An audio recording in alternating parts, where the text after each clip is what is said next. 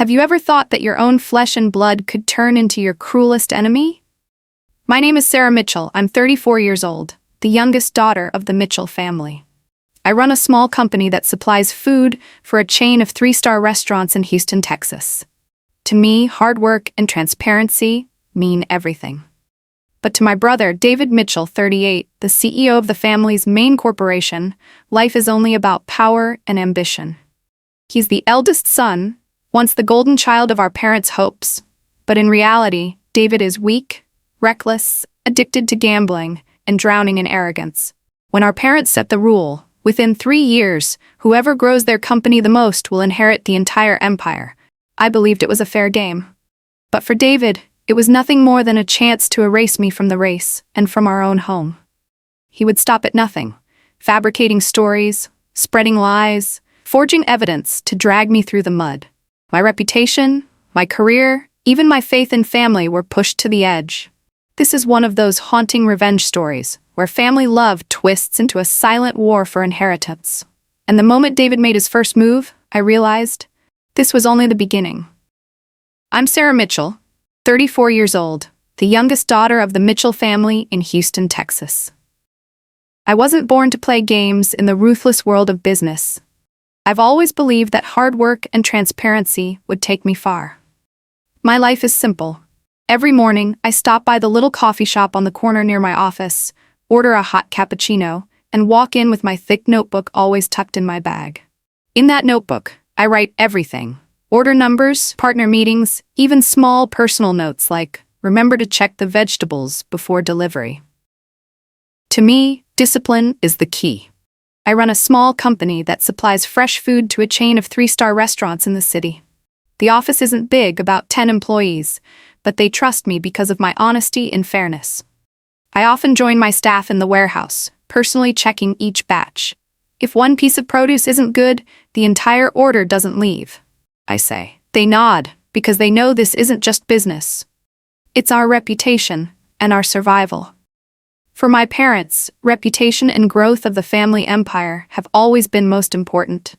That's why they set what seemed like a fair rule. Within 3 years, whichever child proves the strongest in management and growth would become the rightful heir.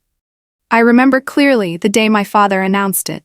He placed his hand on the table and said firmly, "It doesn't matter if you're a son or a daughter. What matters is results. Whoever brings the most value will lead." My heart raced because I believed this was my chance to prove myself. But not everyone thought like me. My brother, David Mitchell, 38, CEO of the main family company, Mitchell Holdings, had a very different perspective. As the eldest son, he'd always been assumed to be the heir, even though his leadership was questionable. I remember family meetings where he sat with his legs crossed, speaking smugly. "Sarah's only good at jotting down numbers. Leave the real management to me." I would smile faintly and reply, "Let the results speak, not the words." He'd smirk, "When the time comes, you'll realize women can't carry something this big." I knew my brother's nature, arrogant, hot-headed, and addicted to gambling. Many times I heard whispers about him being spotted in Las Vegas casinos. But whenever anyone asked, he'd brush it off, just meeting clients. My mother often looked at me and sighed, "Sarah, I hope you don't stress too much. Just focus on doing your part." I'd smile and say, "I will, Mom.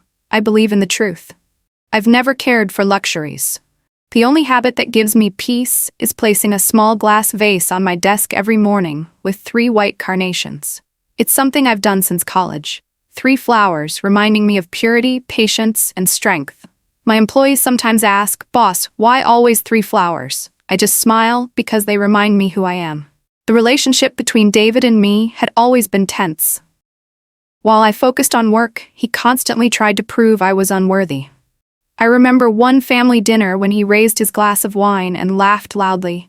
"Sarah's better suited to running a grocery store than a food company." I set my glass down, looked him straight in the eye and said, "Careful, David. Even a grocery store can become an empire if run by the right person." The room fell silent for a few seconds before awkward laughter broke the tension. I still trusted the rule our parents had set. But more and more, I realized David had no intention of following it. He believed that just being the eldest son guaranteed him everything. Deep down, I knew he wouldn't hesitate to use dirty tactics to push me out. One afternoon, when I returned to the office after a supplier check, I found an envelope placed at the door. No name. Inside was a photo of me walking out of an upscale restaurant. The angle was blurry but suggestive enough to make it look like I was out partying or on a date. Scrawled underneath in messy handwriting were the words that froze my blood. "This is only the beginning." I stood there, the photo trembling in my hand. My heart pounded in my chest. Someone was coming after me, and I knew. David was the only one with a motive. This was no longer a fair game. A storm was brewing, and I was its target. That night, the Mitchell family gathered for a grand dinner at the estate on the outskirts of Houston. The long dining room shimmered under the golden chandelier light, reflecting off the dark wood table. Red wine swirled in crystal glasses. The smell of roasted meat and seafood lingered in the air, blending with cheerful conversations. On the surface, it looked like a warm family gathering, but deep inside, a strange unease was stirring in me. I sat next to my mother, across from my father and David. My heart pounded, though I couldn't explain why. David arrived late, wearing a dark blue suit with a bold red tie. His stride was slow, but his eyes were cold. He sat down, didn't say a word, just tapped his glass lightly. The room went silent. He gave a stiff smile and announced, "I have something important about the company to share." I frowned. My father gave him a slight nod. David placed a thick folder on the table, his voice calm but calculated. "I've received multiple reports that Sarah's food supply company is in serious trouble. Revenue is unstable and quality is poor. Some restaurants are complaining that the food delivered is spoiled and below standard. If this continues, the entire family's reputation will collapse." His words pierced through me like knives. I forced myself to stay calm, replying slowly, "That's not true. We inspect our products every single day. No spoiled goods ever reach our clients." But David raised an eyebrow, like he had been waiting for this. He pulled several color photos from his folder and laid them on the table. The pictures showed boxes of wilted vegetables and torn meat packages. "Here, proof. These were deliveries from Sarah's company last week. Can you deny this?" Gasps filled the room. My mother covered her mouth. My father's eyes narrowed as he looked at me. I trembled but spoke firmly. "These photos are doctored. I know for certain those are not from my company." David shrugged. "Oh, and what about the complaints?" He held up his phone, showing a printed email. "Evidence insert number 1 from manager@luxdining.com to David Mitchell. Date August 15th to 10:17 a.m. If Sarah's company continues delivering low-quality food, we'll have to terminate the contract. Too many customers have complained about wilted produce and stale meat. Very disappointing." My jaw dropped. Lux Dining was one of our largest clients and a longtime partner, yet I had never received a single complaint directly. I shot up from my chair. "Why was this email sent to you and not to me? I'm the one managing that contract." David leaned back in his chair, smirking, "Maybe because they know I'm the one with the final say." The entire room fell silent. I clenched my fists, eyes welling with tears, but I held them back. Looking directly at my parents, my voice shook yet stayed firm. "I swear, my company has never cheated anyone. I can prove it." But their eyes wavered. A few relatives whispered among themselves, their doubtful glances stabbing into me. I felt the crushing weight of the entire world turning against me. My mother finally said softly, "Sarah, you have to be sure. We cannot risk dragging the family down." My chest tightened. I wanted to scream, to shout that this was a setup, that David was laying a trap. But my throat closed up. I sat back down, taking a deep breath. Inside, anger and pain swelled like a storm. I thought to myself, he came prepared. This isn't a misunderstanding. This is the war he's been waiting to start. Dinner ended in suffocating silence. I went home, opened my laptop, and checked every report, every order. All the numbers were clean and transparent. No signs of mistakes. In my inbox, there wasn't a single email from Lux Dining, only congratulatory notes from other clients praising our service. I sat frozen, my body trembling with rage. David had crossed the line. He didn't just want to discredit me, he wanted to destroy me. And I knew this was only the first strike.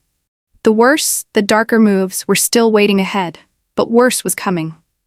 The days after that tense dinner changed everything within the Mitchell family. In just one night, David had planted a seed of doubt in everyone's hearts. And what he was about to unleash next would back me into an even tighter corner. A week later, I received a call from the manager of Grand Lux, one of my company's most important restaurant chains. His voice was cold. "I'm sorry, Sarah, but starting today we're suspending our partnership. We can't keep taking deliveries from your company." I froze, gripping the phone tightly. "Why? We've never breached a contract. Every single order meets quality standards." He sighed. "I don't want to say much, but pressure came from higher up. They told us to cut ties. I think you know exactly who has that kind of influence." I collapsed into my chair, my hands shaking. Of course, it was David. He was using the power of the main family company to strangle mine. Losing that client cost us nearly 25% of our revenue in just 1 month. Word spread quickly. Other partners grew hesitant to work with me. One of my employees whispered, "Boss, if we lose another contract, I don't think the company can survive." I forced myself to stay calm. We won't give up. The truth will show in the numbers.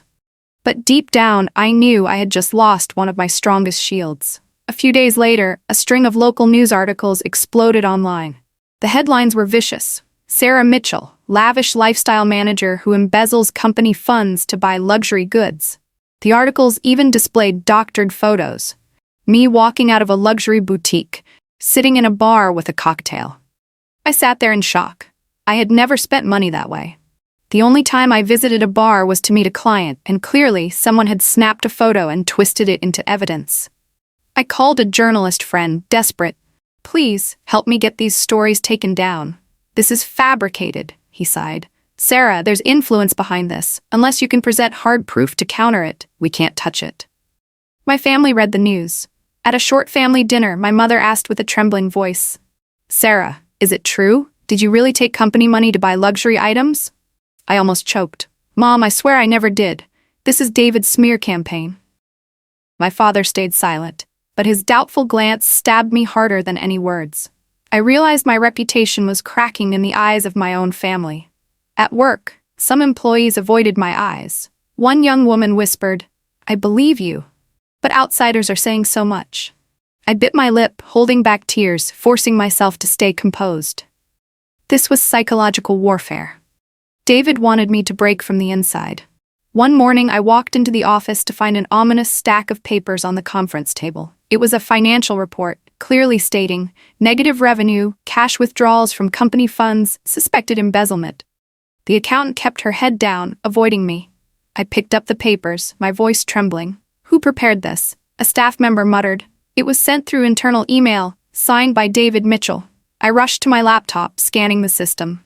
There it was, a file attachment titled Financial Report Sarah.x. It listed supposed unusual expenses, including luxury purchases tied to a company card under my name. I knew it was fake, but to anyone else, it looked painfully real. From david.mitchell@mitchellholdings.com to internal audit@mitchellfoods.com. Date Aug 22nd to 9:43 a.m. If you still have doubts, please review this statement.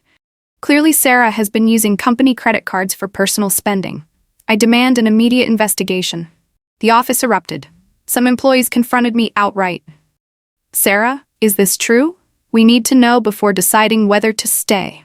I was speechless. Trust had evaporated. I was being isolated inside the very company I had built. That night, I sat in my office alone, the only sound the ticking clock. I compared every line of my notebook with the fake report. Nothing matched. But how could I prove that to people already poisoned by David's lies? I buried my face in my hands, my chest aching as though my heart was breaking. At the end of the month's family meeting, David stood tall, a cruel smile on his face.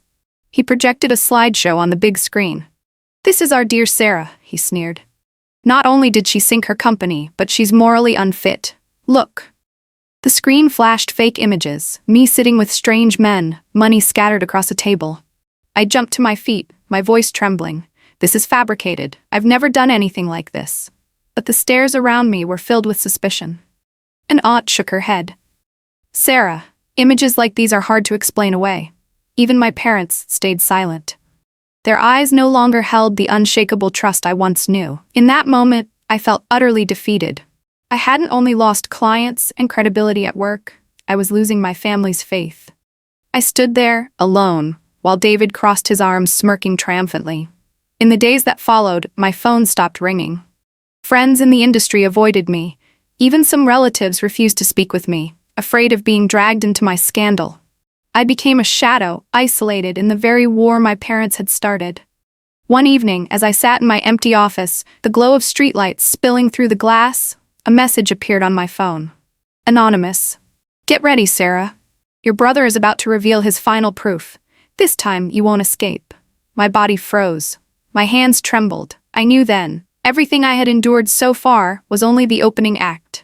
David was preparing his overreach, a move so extreme it could erase me completely, and the darkness was closing in faster than ever. The days that followed felt suffocating. Everything I had built seemed to be crumbling piece by piece. Clients pulling away, employees quitting, my family doubting me. And I, Sarah Mitchell, the woman who once believed that hard work and transparency were enough to keep justice on my side, was slowly breaking down. I sat alone in my small office, the dim yellow light reflecting on the worn notebook that had been with me since the beginning. The ticking clock on the wall mocked me with every second. I flipped through each page, cross-checking numbers again and again. Every figure was clear, clean, transparent. So why, in just a matter of weeks, had everything turned upside down? Then, an anonymous email appeared in my inbox, from confidentialtips@houstonbiz.com to Sarah Mitchell. Date Sept 5th, 11:14 p.m. If you want the truth, go to Attorney Kingman's office, 12th floor, Westview Building. He has documents about David's debts, but be careful, he's also on your brother's payroll. I stared at the words, stunned. An anonymous source. A hint about debts. I didn't know if I could trust it, but something deep inside told me I had to try. The next day I drove to the Westview Building. Attorney Kingman's office smelled of oak and leather, polished and intimidating. I sat across from him, an older man with silver hair and a cold smile. He slid open a drawer, pulled out a thin folder, and pushed it toward me. Do you want to know what David's really been up to? My hands trembled as I opened it. Inside was a photocopy of a loan contract, millions of dollars, signed by David Mitchell. The lender? A chain of casinos in Las Vegas. Attached was a mortgage receipt showing David had pledged Mitchell Holdings itself as collateral. I felt the blood rush to my face. This was the secret David had been hiding.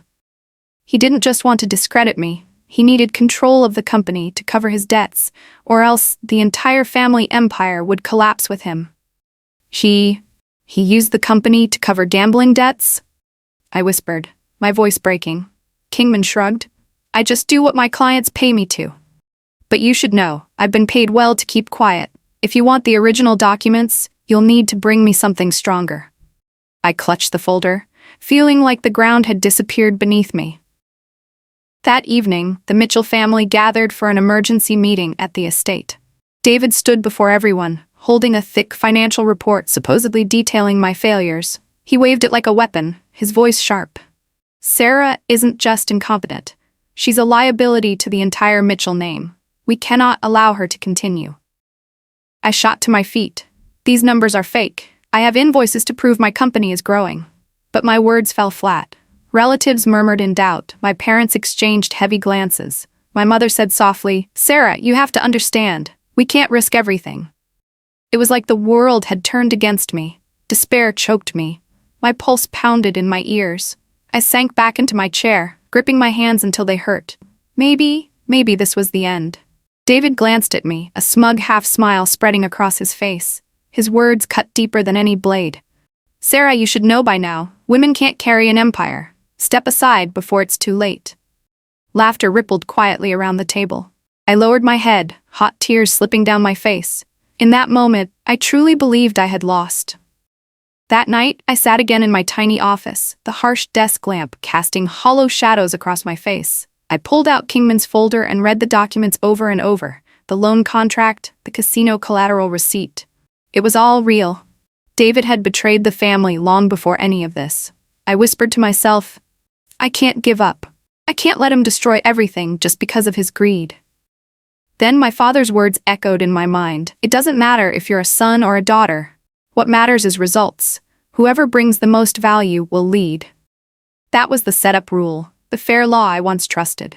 And now it would become my weapon. I wiped my tears away, my eyes burning with a new fire. I realized the failure I had just endured was nothing more than a false defeat, a staged downfall orchestrated by David. But in doing so, he had left a trail of cracks. The debts, the interference with suppliers, the forged reports, all proof that he had violated the very rule set by our parents. I whispered bitterly, "You thought I would break, David? No, this is just the beginning." I closed my notebook, took a deep breath, and let the thought settle in. A new spark had been lit inside me, the thought of revenge.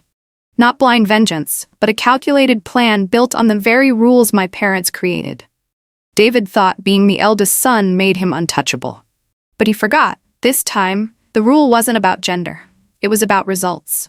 And results would expose the truth. I stared out the office window, the city lights flickering against the night sky. A vow rose within me. I will fight. I will use this rule to turn the game upside down. And from that moment on, I knew one thing with absolute clarity.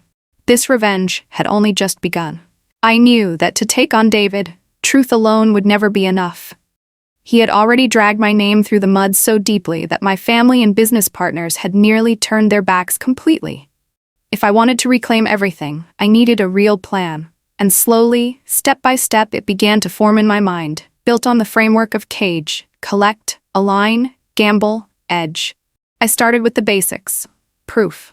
Every night after my employees left, I stayed in my tiny office under the pale yellow light, flipping through my battered notebook. Page by page, number by number, invoice by invoice, I missed nothing. I copied everything, stored it on an external hard drive, and sent another copy to someone I trusted, an independent accountant who had worked with me since the very beginning. When he reviewed the documents, he looked up, nodding. "The revenue is climbing steadily. These numbers are clean. If you need me, I'll testify on your behalf." Relief surged through me. It was the first glimmer of hope I'd felt in weeks. But I didn't stop there. I secretly began recording key phone calls. One night, the phone rang. It was a supplier, but David's voice came from the other end. "I want you to delay Sarah's deliveries. Don't ask why, just do it." My hands trembled, but I let the recorder run. When the call ended, I knew I had captured something critical. Audio files, scanned invoices, verified emails. I gathered and organized them all. Each one became a brick, building a wall of truth that David could never climb over. I knew I couldn't fight David's network of influence alone. I needed allies. The first person I approached was Mark Reynolds, a fair-minded attorney and an old friend of my parents. I slid the stack of documents across his desk, my voice unsteady. "I need you to serve as an impartial arbiter. Everything must be judged by the 3-year rule my parents set." Mark studied me with a serious gaze. "If what you're showing me is real, I'll defend justice, but you must be prepared for every risk." I nodded. Finally, I had someone in my corner. Next, I reached out to 2 suppliers who had always been honest. At first, they were nervous, but when I played the recording of David threatening them, their faces went pale. One sighed heavily. "We were cornered, but if there's a formal meeting, we'll confirm the truth." I shook their hands, feeling their solidarity. Inside my company, I turned to a loyal young IT staffer. I asked him to analyze the fake photos and forged invoices David had spread. A few days later, he returned with a folder. "See this? Every photo shows digital tampering, and these invoices? They use fonts that didn't even exist in our system at that time. This is technical proof, undeniable." I gripped the folder tightly, another arrow to aim straight at David's lies. To bring David down, I had to risk everything. He wouldn't sit quietly while I flipped the script, so I chose the family council meeting as the battleground. My plan was clear. Invite Mark Reynolds to preside as arbiter. Bring in the independent accountant to confirm my growth numbers. Present the 2 suppliers as live witnesses. Reveal the evidence in sequence: emails, recordings, technical proof. Prove beyond any doubt that David had broken the very rule set by our parents. But I knew the risks. If the suppliers backed out at the last minute, I'd lose a key pillar. If David bought off the accountant, or even Mark, the plan would collapse. If the family valued reputation over truth, my fight would be meaningless. And if David caught wind of my plan too soon, he could sabotage everything before I even spoke. I understood the stakes. This was an all-or-nothing gamble. Every move had to be perfect, or I'd lose not just my company, but my honor. I didn't have David's wealth or his power. But I had something he didn't: patience and discipline. For 3 years, I had documented every transaction, every invoice, every figure. I never cut corners. I wrote everything down. That was my edge, the unshakable strength of raw data. David could manipulate emotions. He could bribe people. He could smear my reputation. But he couldn't bend original records, invoices, and system logs. Hard evidence had a way of cutting through even the thickest fog of lies. And deep inside, I carried one last weapon, my secret ace. The original loan contract from Las Vegas, showing that David had illegally mortgaged the family's assets to cover his gambling debts. I decided to keep it hidden until the final moment. If David dared to deny everything, that would be the blade that finished him. The days before the meeting were sleepless. By day, I motivated my employees, reminding them that the company still had a future. By night, I organized my evidence into a precise sequence, adding notes for every step I'd present. Every tick of the clock reminded me, time is running out. Be ready. Mark called me once. Sarah, are you sure you want to go through with this? Once it starts, there's no turning back. My answer was steady. I have no choice. I have to fight. To the outside world, I might have looked like a cornered woman, fragile and beaten. But inside, I knew I was ready to become a warrior. Then, the night before the fateful meeting, my phone buzzed with a message. If you dare reveal that evidence, someone will lose their job, and someone else will face court. Think about your husband. Think about your family. I froze. My throat went dry, my heart racing out of control.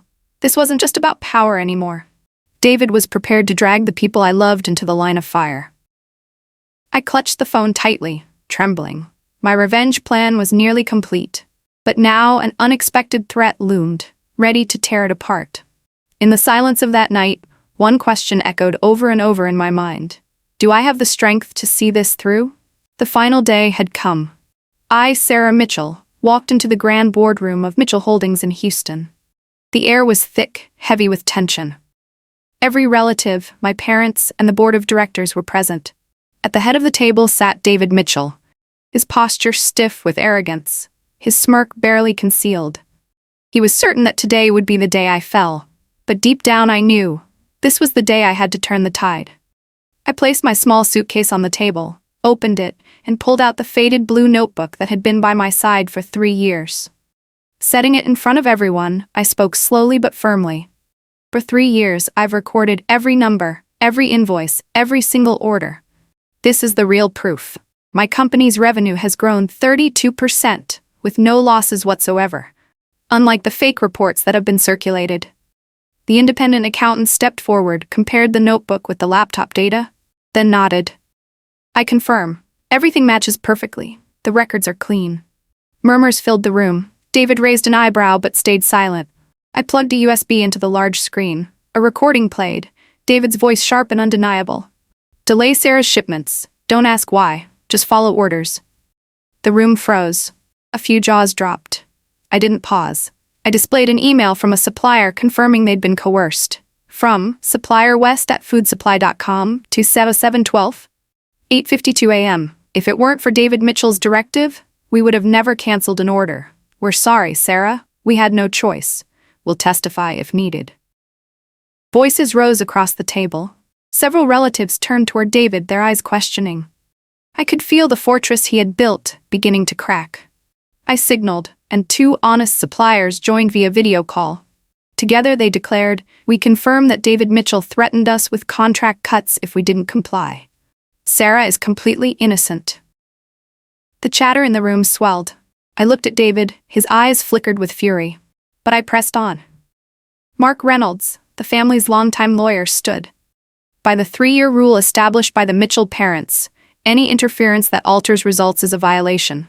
And based on the evidence, it's clear, David Mitchell has violated that rule. My chest tightened with relief. It seemed everything was finally falling into place. But then, the unexpected struck. Major setback. David's counterattack. David shot up from his seat, slamming a thick stack of papers onto the table. His voice thundered. "If Sarah is so clean, then how do you explain these bank statements?" My breath caught. He flipped the pages to reveal transactions, withdrawals from a corporate account under the name L. Mitchell. weekly cash movements, perfectly matching the profits I had logged in my notebook. The room erupted. An uncle shouted, "Sarah, is this true?" I froze. My mind spun. I had never seen these documents before, but they looked terrifyingly real. My father's voice was heavy. "Sarah, explain yourself." I tried to speak, but my throat locked. My mother's tearful eyes bore into me, while David's smug grin twisted with triumph. For a moment, I felt the floor collapse beneath me. Everything I had built, every defense I had prepared, crumbled in an instant. And then, salvation. Mark, my husband, who had remained silent the entire meeting, suddenly stood. His voice was steady and clear. "Hold on. I work in banking. Let me check this immediately." He connected his laptop to the system, fingers flying across the keyboard.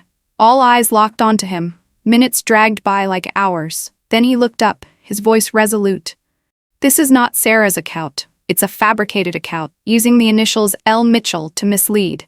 The actual owner is a shell company, and the registered founder is David Mitchell." The room fell dead silent. Shock rippled across the faces of my relatives. My father slammed his hand against the table, fury blazing. "David, what is the meaning of this?" David's face blanched, but he quickly recovered, sneering. "Bank forgeries aren't hard to create these days. Do you really think this little trick can bring me down?" I inhaled deeply, forcing steel back into my voice. Rising from my chair, I stared David down. "You can deny all you want, but the truth cannot be buried. The evidence, the witnesses, the data, they all show the same thing. You are the saboteur." Some relatives nodded. My parents exchanged glances, their doubts starting to crack. I realized the plan hadn't collapsed. It had only been shaken by David's dirty blow. I was still standing. David sank back into his chair, his complexion pale, but his eyes glimmered with venom. He leaned forward, muttering through clenched teeth, "You think this is over? You've forgotten one thing. I still have one last move. And when I play it, you'll have nothing left." I clutched the faded blue notebook against my chest, feeling its weight steady my heart. Inside, a whisper stirred. "I have a final move too. And it will end this war." The battle wasn't over. The final strike was yet to come, and soon, the entire family would witness the one last move, the ultimate play that would decide the fate of us both. The grand boardroom of Mitchell Holdings fell into an eerie silence. Everyone could feel the storm that was about to break. My father sat in the center, his face carved in stone. My mother's head was bowed, her eyes red and swollen. The board of directors, shareholders, and extended family were all present. No one dared to breathe too loud. No one dared to look away. Attorney Mark Reynolds tapped the table lightly, his voice echoing. "This is the final moment. Sarah Mitchell, please present your evidence." I rose to my feet. My heart pounded like a drum, but my voice came out steady, firm.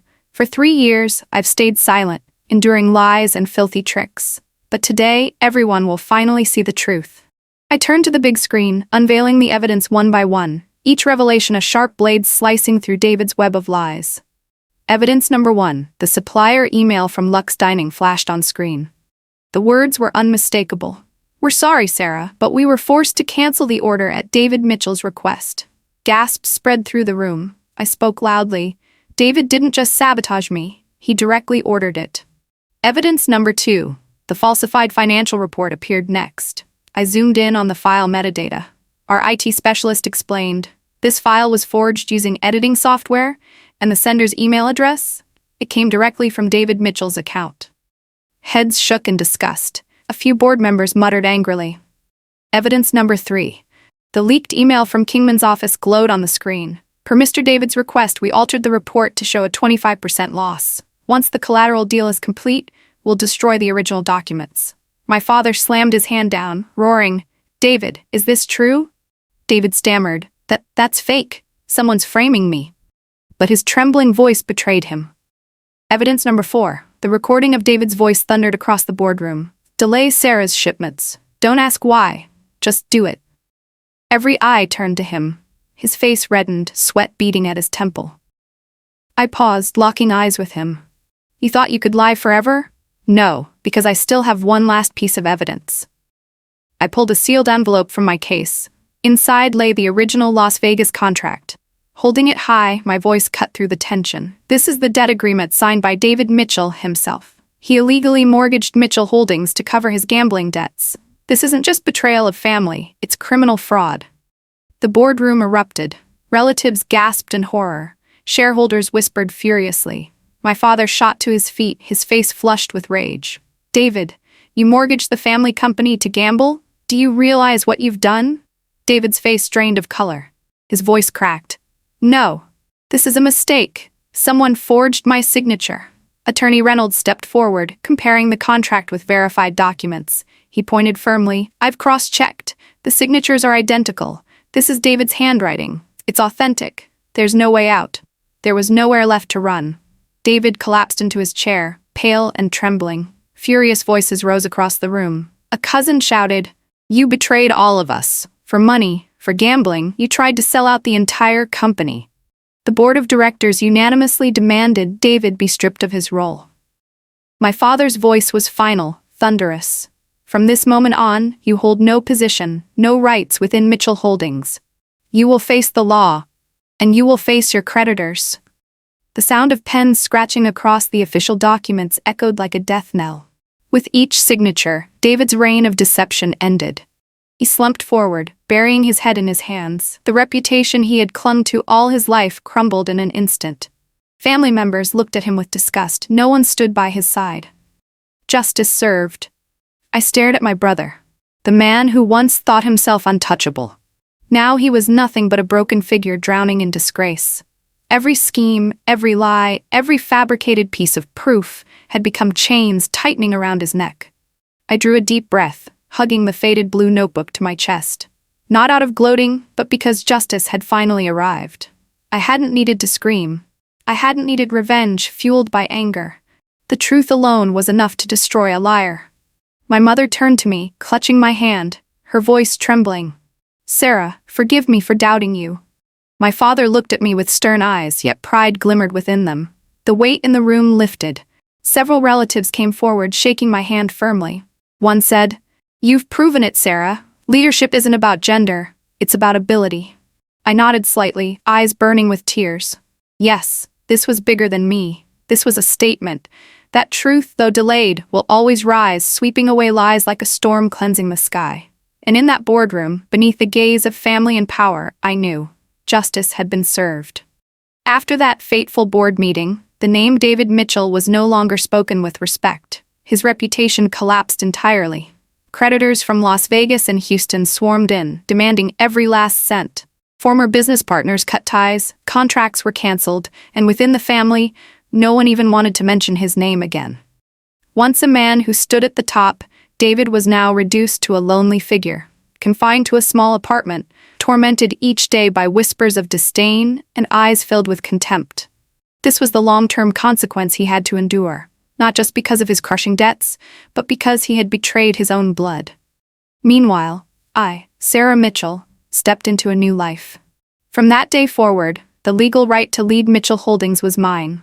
The business began to thrive, revenue surged, and partners returned with renewed confidence. Every morning, I still placed 3 white carnations in the glass vase on my desk. But now they symbolize more than patience and discipline. They stood as proof of truth's triumph. More importantly, my family looked at me with new eyes, with respect, trust, and the pride I had always longed for. A moment of humanity came from Uncle Thomas, once a supporter of David. After witnessing the truth, he sought me out, bowed his head, and said, "I was wrong to doubt you. From now on, I'll stand by your side." I held his hand tightly and smiled. No one is perfect. What matters is that we still have the chance to make things right. The fallout of this battle wasn't just David's downfall, it was my rebirth. Proof that sometimes, through painful loss, we discover our truest strength. Gender does not determine ability. Justice and truth may arrive late, but when they do, they sweep away every lie. Have you ever faced the pain of being betrayed by your own family just because they chose to believe lies instead of the truth? If you were in Sarah Mitchell's place, would you stay silent and endure, or would you stand up to protect your dignity and your rightful place? Share your thoughts in the comments below, because your story too is part of the journey of true revenge stories. If this story touched you, don't forget to hit like, subscribe to the True Revenge Stories channel, and share this video so more people can hear it. Every day, we bring you new revenge stories filled with drama, emotion, and powerful lessons about family, loyalty, and betrayal. Are you curious to know how other revenge stories will end? Some choose to fight back quietly, with subtle moves that turn the tables. Others explode in dramatic ways, forcing justice into the light. Which one will you connect with more deeply? Dive into the Revenge Stories playlist, the place where shocking, emotional, and unforgettable stories come together. Each episode is a reminder that sometimes justice doesn't come from the courtroom, it comes from those who remain steadfast and brave enough to confront the truth.